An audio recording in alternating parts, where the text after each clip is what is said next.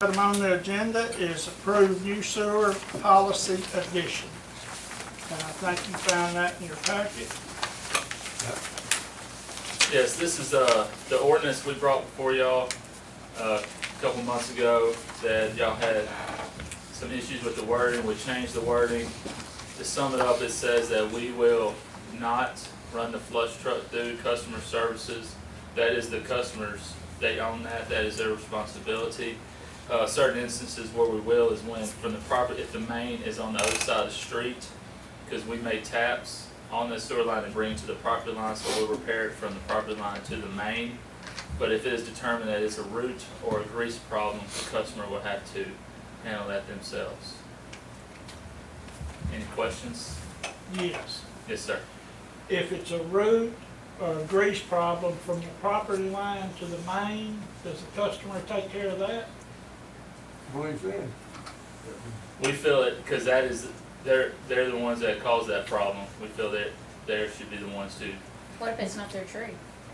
Yeah. Yeah, that is an issue. That's why it's straight across the street. Yeah, I mean, Nobody. Is in their line. We're the only people in the world that ever take care of service problems.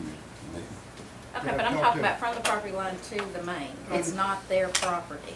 I understand. So But they it's they could their go, sewer line. Yeah, what, you know, the biggest thing that you run into with this is grease. uh-huh, And customers will pour grease through their sink. and I don't have a problem with that one, holding them responsible for it. if And I they don't agree it's care theirs. because they think we're gonna come clean it. Mm-hmm. But anyway, yeah, if it has to be dug up between the property line and the main, if there's a break, we'll fix it.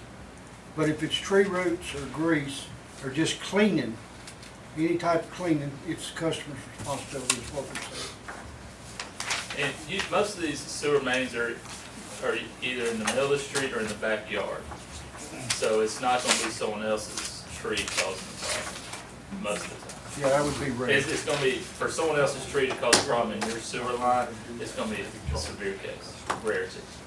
And we put in here to eliminate water service because we have seen instances where customers have had clogged up sewer lines. They just remove their cap and let it fall on the ground. Let it spill onto the ground. That becomes a sanitary issue. So we must have a way to stop that. Okay, I make a motion to accept the change. Okay, have a motion, have a second by Mr. Ross. I got one for David. Are you satisfied with the wording of that last part of that paragraph? I looked at that, I don't think there's a problem there. Okay. Any further discussion? All in favor? All opposed? Motion passes. Just real quickly, while Josh is up there, if it's okay with y'all, kind of give an update on the salt system that we've just put in place. We have actually, the whole system has been completed and installed. There's some minor things to the building that need to be done, but for the whole generator, it has been completed. The tank's in place. We're actually producing bleach currently and have been using it since Monday. And for those citizens living in West Memphis, haven't got any calls about anything. They have not recognized any difference, and they won't. Man, you have. Yeah, it smells bad. We'll talk later. Yeah, my water smells bad. Smell like leaks. Huh? Smell like leaks. No, it smells like, okay. I'll do it later. But we have switched over. What we're doing now is we're buying salt instead of chlorine, like we said, and mixing it with water, hitting it with the current from like a battery, and then it makes bleach. We put it in the storage tank and we pump it. Instead of buying commercial bleach, we are making it ourselves. We have completed that project, and when the weather gets a little bit better, we'll be taking y'all on a tour, showing you how it all looks, all the makeup of it. It's a whole lot safer than buying chlorine. It's a whole lot safer. And cheaper. We're actually planning on getting rid of the chlorine gas cylinders altogether. We're going to keep them for a backup, but there's a way to get rid of them. I've sent in a letter to the health department to get their approval to get rid of the chlorine gas and not even house gas on site. Very good. Anything else? Thank you, Judge. Anything else to come before us?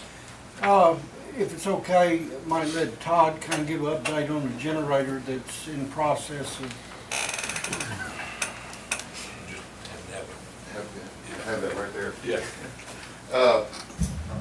The 2.25 megawatt generator that y'all approved to be installed on site, the pad for both the generator and the transfer switch have been poured.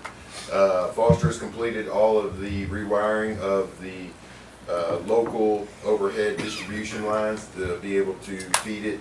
And next Thursday, September 19th, the generator will be installed and put in place. And then the first week of October, the transfer switch will be installed and then rewired. And from then forward, this facility, basically everything within the fences will be able to be powered from that generator. And we have room for growth. So hopefully in October, we'll be able to say that we have a backup generator that anytime we lose power, we're immediately back online within this campus.